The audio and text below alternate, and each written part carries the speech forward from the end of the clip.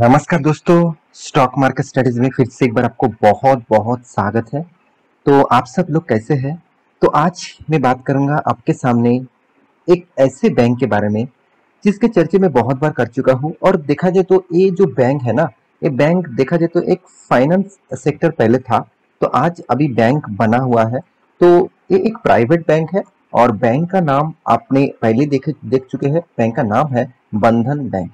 तो मैं आज बात करूंगा बंधन बैंक के बारे में, क्योंकि इस कंपनी के बहुत सारे पैरामीटर्स जो है वो आपको कुछ पॉजिटिविटी लगेगा। और कंपनी का जो फाइनेंशियली काम करने का जो मॉड्यूल्स है वो मुझे बहुत बहुत पसंद लगता है, क्योंकि मैं पूरा डिटेल्स यहाँ पे डिस्कस करने वाला हूँ। तो वीडियो को लास्ट तक देखना, और अभी तक आपने इस चैनल को सब्सक्राइब नहीं किया तो प्लीज सब्सक्राइब कर लीजिए, क्योंकि आपका सब्सक्रिप्शन मुझे बहुत मोटिवेट करता है और मैं बहुत सारा वीडियोस आपके सामने लेके आता हूँ। तो चलो देखते हैं आज के इस स्टॉक के बारे में। तो सबसे पहले मैं कंपनी के चार्ट पैटर्न के ऊपर जाना चाहूंगा, क्योंकि चार्ट पैटर्न से ही आपको पता चलेगा कि अभी कंपनी का हालत क्या चल रहा है, अभी कंपनी का कौन सा लेवल में चल रहा है। जो लेवल तोड़ने के बाद क्या वो लेवल आप में जा सकते हैं कि डाउन में जा सकते हैं, चलो वो लेवल पहले देख लेता हूँ। तो यहाँ पे देख सकते हैं, मैं चार्ट पैटर्न आपके सामने ओपन करके रखा, और ऑब्वियसली ये जो चार्ट पैटर्न है वन डे के कैंडल चार्ट पैटर्न है। वन डे के कैंडल चार्ट पैटर्न आपके सामने ओपन करके रखा हूँ।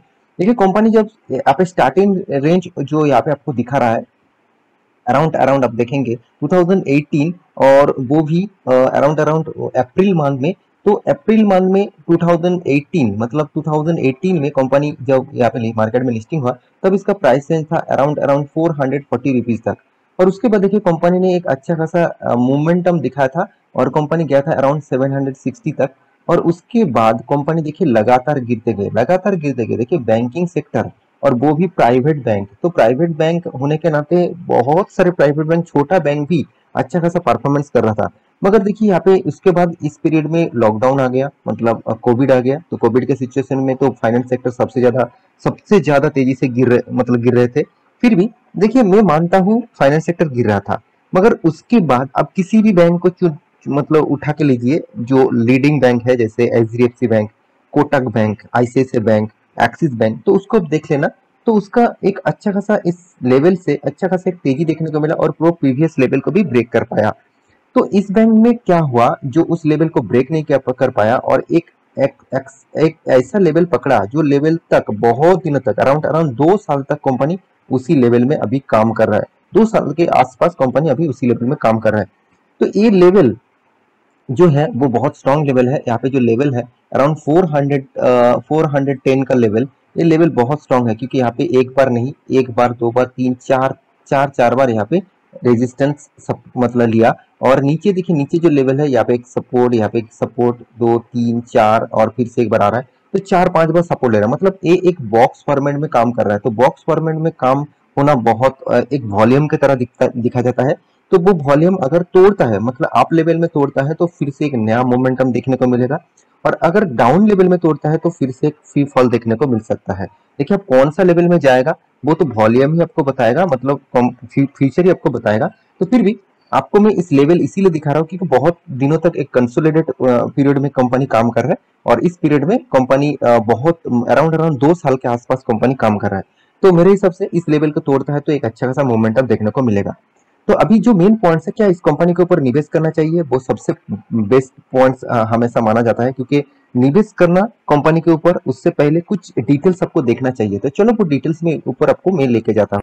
तो देखिए कंपनी ने इस बार कंपनी का जो क्वार्टर के बेसिस रिजल्ट वो आ चुके हैं, और कंपनी देखिए जो रिजल्ट यहाँ पे पब्लिश करते हैं मैं उसके बारे में बात करूँ तो यहाँ पे क्वार्टर बेसिस रिजल्ट आपके सामने ही है। आप देखेंगे तो कंपनी हर क्वार्टर में खुद का जो परसेंटेज का ग्रोथ, मतलब सेल्स का जो रेवेन्यूज का ग्रोथ, वो कंटिन्यूसली मेंटेन कर रहा है। तो इस बार फर्स्ट टाइम कंपनी 4000 क्रॉस कर चुके हैं, 4000 क्रॉस कर चुके हैं।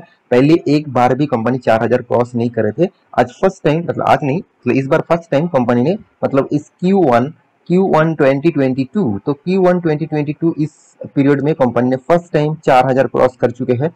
तो 4000 तो क्रॉस कर चुके हैं, मगर कंपनी इनकम अच्छा होने के बाद भी कंपनी को इंटरेस्ट ज्यादा देना पड़ा, कंपनी का एक्सपेंस भी ज्यादा हुआ, तो इसलिए कंपनी का प्रॉफिट मार्जिन देखिए प्रॉफिट में है, मगर फिर भी आप देखेंगे तो 886 करोड़ का प्रॉफिट है। तो चलो मैं पूरा फिगर आपको दिखा देता हूँ, पूरा रिजल्ट के ऊपर लेके जाता हूँ। तो आप देखेंगे तो कंपनी का जो रिजल्ट का फिगर है, तो यहाँ पे फर्स्ट कॉलम में क्वार्टर 1 का इस बार रिजल्ट, और सेकंड कॉलम में क्वार्टर 4 पिछले बार, और पिछले सालों के Q1 का रिजल्ट। तो यहाँ पे टोटली जो रिजल्ट है आप इनकम के हिसाब से देखा जाए तो 4,38,500 जो पिछले बार था 4,83,000 और पिछले सालों में था 4,02,000। इसका मतलब पिछले सालों से कंपनी का अच्छा खासा इनकम का ग्रोथ हुआ, मगर पिछले क्वार्टर को कंपनी ने एस्टीमेट को ब्रेक नहीं कर पाया, मतलब पिछले क्वार्टर को ब्रेक नहीं कर पाया। ये एक कंपनी के लिए नेगेटिव पॉइंट्स है, क्योंकि देखिए हमेशा मार्केट हमेशा एक्सपेक्ट करते हैं कि पिछले बार जो हुआ, पिछले सालों में जो हुआ था उससे ज्यादा हो। क्योंकि देखिए एक मैं आपको एग्जांपल दे रहा हूँ, मान के चलिए आपका एक शॉप है, एक आपका दुकान है। आप इस बार इस सालों में आपने, चलो मान के चलता हूँ मैं, आपने मतलब 50 लाख का टोटल इनकम किया, तो आप तो खुश है, अच्छी बात है। मगर दूसरी सालों में आप हमेशा कोशिश करेंगे 50 से 55 लाख हो जाए, इस तरीके से कोशिश करेंगे। आप कभी नहीं कोशिश करेंगे चलो मुझे 40 लाख हो जाए। तो 40 लाख भी प्रॉफिट है, 40 लाख ऐसे नहीं कि प्रॉफिट है, मगर फिर भी आपका जो एक्सपेक्टेशन था 55 लाख वो कम होकर 40 लाख हो गया। मतलब प्रॉफिट 10, मतलब यहाँ पे करीबन करीबन 10% से भी ज्यादा यहाँ पे डाउन हो चुके हैं, 10 नहीं 20% तक ज्यादा डाउन हो चुके हैं। तो यही एक पॉइंट्स है जो आपको मेजर करना चाहिए, क्योंकि कंपनी हमेशा जिस तरीके से रिजल्ट पब्लिश करते हैं वो मार्केट किस तरीके से एक्सपेक्ट करते हैं वो ही सबसे इंपॉर्टेंस है। तो टोटल एक्सपेंडिचर के बारे में बात करूँ तो करीबन करीबन 2,56,000, जो पिछले बार था 2,31,000, पिछले सालों में था 2,06,000। तो यहाँ पे एक्सपेंस भी कंपनी ने ज्यादा किया। और टोटली जो प्रोविजनिंग है ये सबसे ज्यादा इंपॉर्टेंट पॉइंट मुझे लगता है, क्योंकि ये पॉइंट जितना कम होगा बैंकिंग के लिए उतना खास है। तो टोटली प्रोविजनिंग जो है वो 64,200, इसका मतलब सोचिए 642 करोड़ प्रोविजनिंग है। पिछले बार कितना था, ओनली 4 करोड़ बोल सकते हैं, 4,70,00,000। तो कंपनी बहुत कम यहाँ पे प्रोविजनिंग किया था। और यहाँ पे पिछले सालों में तो तगड़ा कंपनी का प्रोविजनिंग था, अराउंड 1460 करोड़ तक। मतलब कितने ज्यादा प्रोविजनिंग था सोचिए, इतने बड़ा प्रोविजनिंग यहाँ पे देखने को मिला है। तो कंपनी का जो total profit for the period आप देखेंगे तो कंपनी का प्रॉफिट पीरियड, आप टैक्सेस पे करने के बाद कंपनी का प्रॉफिट आते हैं। तो प्रॉफिट देखिए थोड़ा सा यहाँ पे कम देखने को मिला कंपेयर टू पिछले क्वार्टर। तो पिछले क्वार्टर में कितना प्रॉफिट था, मैं एक बार आपको करोड़ में कन्वर्ट कर देता हूँ। 1902 करोड़ का टोटल प्रॉफिट था, मगर इस बार कितना प्रॉफिट हुआ, 886 करोड़ का। और पिछले सालों में कितना था, पिछले सालों में था अराउंड 373 करोड़ का। तो 373 बना 886, मतलब डबल से भी ज्यादा हो गया, अच्छी बात है। मगर पिछले क्वार्टर को कंपनी ने बीट नहीं कर पाया, करीबन करीबन 3 गुना, 2.5 गुना बोल सकते हैं, 2.5 गुना बोल सकते हैं कंपनी का प्रॉफिट मार्जिन डाउन हो चुके हैं। तो ये एक पॉइंट्स है जो हमेशा आपको कंपनी के बारे में एक क्लियरिटी देते हैं कि कंपनी किस बेसिस से काम कर रहे थे। तो इसीलिए देखिए कंपनी के जो प्रॉफिट का जो मार्जिन है, कंपनी का जो क्वार्टर बेसिस मार्जिन है, आप देखेंगे तो आप देखेंगे 1900 करोड़, जो पिछले बार अच्छा तगड़ा कंपनी ने प्रॉफिट किया था, मगर इस बार कंपनी का प्रॉफिट डाउन हो चुका है। तो देखिए मैं जरूर कहूंगा इसमें आपको चिंता करने का, घबराने का कोई जरूरत नहीं, क्योंकि कंपनी अच्छा खासा काम करने की कोशिश करे। और इस बैंक का खासियत जो मैं आपको बताने वाला था, कंपनी छोटे से छोटे गांव से तक कंपनी का बैंकिंग सेक्टर फैले हुए है। कंपनी एक्चुअली एक फाइनेंस सेक्टर था, लोन बांटते थे गांव तक, और छोटा बिजनेसेस के लिए गांव के हर प्रोजेक्ट के लिए, छोटा मोटा प्रोजेक्ट के लिए कंपनी लोन बांटते थे। वहां से आज कंपनी बैंक बना और कंपनी अच्छा खासा एक कस्टमर बेस करके रखे है, अच्छा खासा कस्टमर बेस कंपनी के हाथ में है।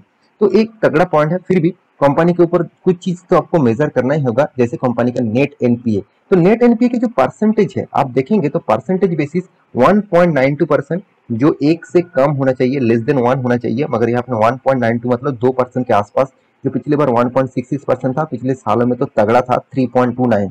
मतलब मेरे कहने का मतलब है एनपीए भी कंपनी का ज्यादा देखने को मिला है। तो मैं आपको एनपीए एक बार यहाँ पे आपको क्वार्टर बेसिस दिखा दूं तभी आपको पता चलेगा तो आपको किस तरीके से हो रहा है। देखिए एनपीए यहाँ पे, सॉरी माफी चाहता हूँ, यहाँ पे नेट एनपीए देख लीजिए। तो कंपनी का पहले जो एनपीए था बहुत शानदार एनपीए कंपनी कंट्रोल करते थे, बहुत शानदार। उसके बाद कंपनी धीरे धीरे खुद का एनपीए को कंट्रोल नहीं कर पाया।